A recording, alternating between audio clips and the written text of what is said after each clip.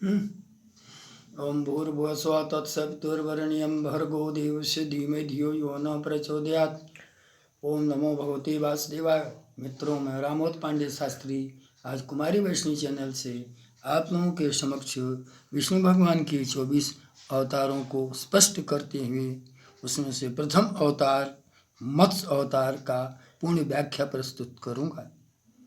विष्णु जी के कुल 24 अवतार हैं, जिसमें 23 अवतार के रूप में अब तक विष्णु भगवान इस भूलोक पर अवतरित हो चुके हैं, लेकिन 24वां अवतार कल्कि अवतार के रूप में होना बाकी। 24 अवतारों में 10 अवतार विष्णु जी के मुख्य रूप से माने जाते हैं। नंबर 1 मत्स्य अवतार, नंबर 2 कूर्म अवतार, नंबर 3 बाराह अवतार, नंबर 4 नृसिंह अवतार, नंबर 5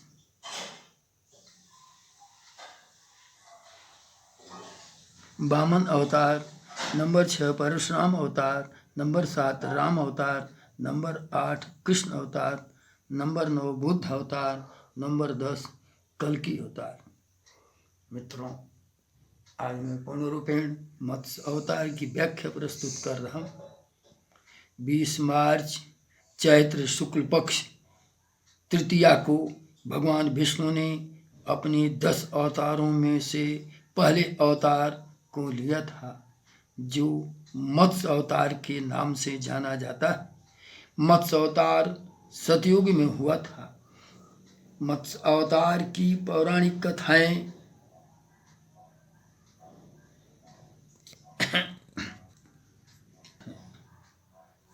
कल्पांत के पूर्व एक बार एक दैत्य ने, जिसका नाम हयग्रीव था, ब्रह्मा जी से छल करके वेदों को चुरा ले गया था। इस समय चतुर्दिक अज्ञानता का अंधकार फैल गया था। पाप तथा अधर्म का बोलबाला था। चारों तरफ जहाँ देखो वहाँ अधर्म एवं पाप ही पाप था। जब भगवान विष्णु ने धर्म की रक्षा के निमित्त मत्स्य अवतार लिया, दैत्य का वध किया और वेदों को, चुराए हुए वेदों को ला करके ब्रह्मा को सुपुर्द किया। यह हयग्रीव वेदों को समुद्र की गहराई में छुपा रखा था। दूसरी पौराणिक कथाओं के अनुसार मछली के रूप में अवतार लेकर के भगवान विष्णु ने एक ऋषि को सभी प्रकार के जीव जंतुओं को एकत्रित करने के लिए कहा। पृथ्वी जब जल में डूब रही थी, तभी उस ऋषि के नाव की रक्षा की। तत्पश्चात ब्रह्मा ने पुनः जीवन का निर्माण किया। विष्णु जी द्वारा मत्स्य रूप धारण करने की विधि। कल्पांतर के पूर्व एक पुण्य आत्मा राजा तप कर रहा था, जिसका नाम सत्यव्रत था। सत्यव्रत पुण्य आत्मा के साथ बड़े उदार हृदय वाला था। प्रातः काल का समय था, सूर्योदय हो चुका था। सत्यव्रत कृतमाला नदी में स्नान कर रहा था। स्नान के पश्चात जब वह तर्पण के लिए अंजलि में जल लिया, तो उसकी अंजलि में जल के साथ एक छोटी मछली भी आ गई। सत्यव्रत ने मछली को नदी के जल में छोड़ दिया। मछली बोली, जल के बड़े बड़े जीव छोटे छोटे जीवों को मारकर खा जाते हैं। कृपया हे राजन, मेरे प्राण की रक्षा करें। दयालु हृदय वाले सत्यव्रत मछली के मंडल में डाल लिया। तभी आश्चर्यचकित घटना घटी। एक ही रात में मछली का शरीर इतना बढ़ गया कि कमंडल में उसके लिए छोटा पड़ गया। दूसरे दिन मछली सत्यव्रत से कहा, राजन, मेरे रहने के लिए कोई दूसरा उपाय करें, क्योंकि मेरा शरीर इतना बढ़ चुका है कि मुझे घूमने फिरने में इस कमंडल में कष्ट होता है। मुझे घूमने फिरने में कष्ट है, इसलिए आप कोई दूसरा उपाय अवश्य कीजिए। सतव्रत ने मछली को कमंडल से निकालकर पानी में भरे हुए मटके में रख दिया। मछली का शरीर मटके में इतना, दूसरे दिन मछली का शरीर मटके में इतना बढ़ गया कि उसके रहने के लिए छोटा पड़ गया। दूसरे दिन मछली ने पुनः सतव्रत से कहा, मेरे रहने की व्यवस्था कहीं अन्यत्र करें, मटका मेरे रहने के लिए छोटा पड़ रहा है। तब सतव्रत ने मछली को रहने के लिए निकाल करके एक सरोवर में डाल दिया, किंतु सरोवर भी मछली के लिए छोटा पड़ गया। इसके बाद सतव्रत ने मछली को नदी में, इसके लिए बाद पुनः समुद्र में डाल दिया। आश्चर्य हुआ कि समुद्र भी मछली के रहने के लिए छोटा पड़ गया। मछली ने सतव्रत से कहा, राजन, समुद्र भी मेरे रहने के लिए छोटा पड़ रहा है, मेरे रहने के लिए कहीं अन्यत्र व्यवस्था करें। सतव्रत आश्चर्यचकित हो उठे। उन्होंने आज तक ऐसी मछली कभी नहीं देखी थी। वह विस्मय भरे स्वर में बोला, मेरी बुद्धि आश्चर्य के सागर में डुबो देने वाली हे मछली, आप कौन हो?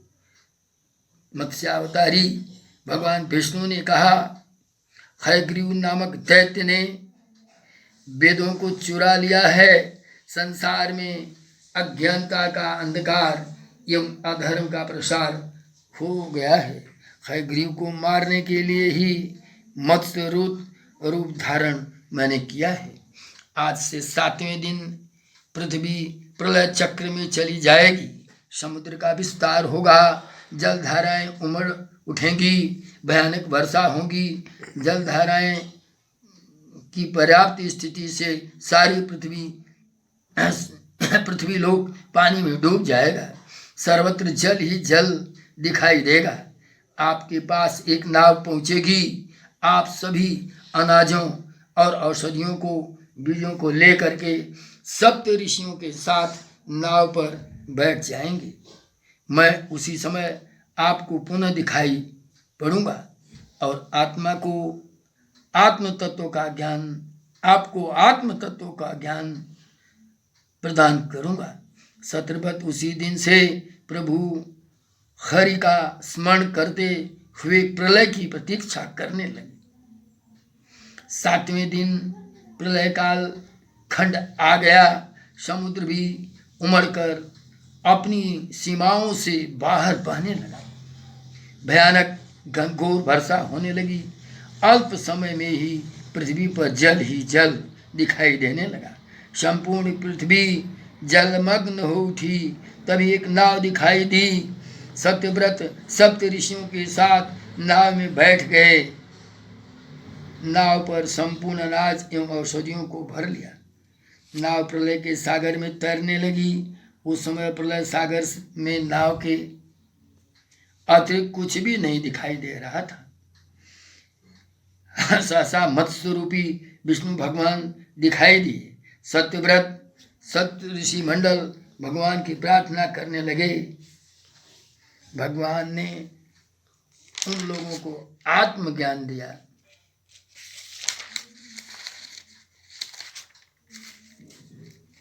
सत्यव्रत का जीवन धन्य हो उठा। जीते जी ही जीवन मुक्त हो गए। प्रलय का प्रकोप शांत होने पर मत्स्य रूप भगवान ने हयग्रीव को मारकर उससे भेद छीन लिया। भगवान ने ब्रह्मा जी को पुनः वेदों को सौंप दिया। इस प्रकार भगवान ने मत्स्य रूप धारण कर वेदों के उद्धार के साथ साथ संसार के प्राणियों का भी कल्याण किया। मित्रों, वास्तव में मत्स्य पुराण की रचना 6वीं शताब्दी में हुई है। मत्स्य पुराण, इसमें पुराणों के सभी 5 लक्षण घटित होते हैं। अध्याय संख्या 291 है, श्लोक संख्या 14,000 है। प्राचीन संस्करणों में मत्स्य पुराण में 19,000 श्लोक मिलते हैं।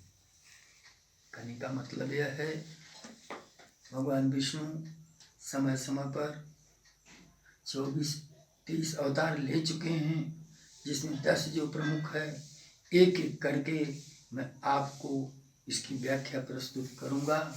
और यह जो मत्स्य स्वरूप इनके धारण करने का कारण रहा, वह वेदों की सुरक्षा एवं मानव जीवन का कल्याण। भगवान विष्णु ने मानव जीवन के कल्याण एवं वेद रक्षा हेतु मत्स्य स्वरूप धारण किया था। ये मत्स्य स्वरूपी भगवान विष्णु मुझे तथा मेरे समस्त सदस्यों को, जो YouTube के मेरे सदस्य हैं, सबका आप कल्याण करें, उनका जीवन सुखमय करें। और ऐसे ही जब उनके जीवन में प्रलय की स्थिति आए एवं समस्याएं आधी और तूफान के रूप में आए, हे परमात्मा, हे परमपिता, अवश्य ही आप किसी न किसी रूप में आकर के अवश्य हम लोगों की रक्षा करें। जय माँ जगदम्बे।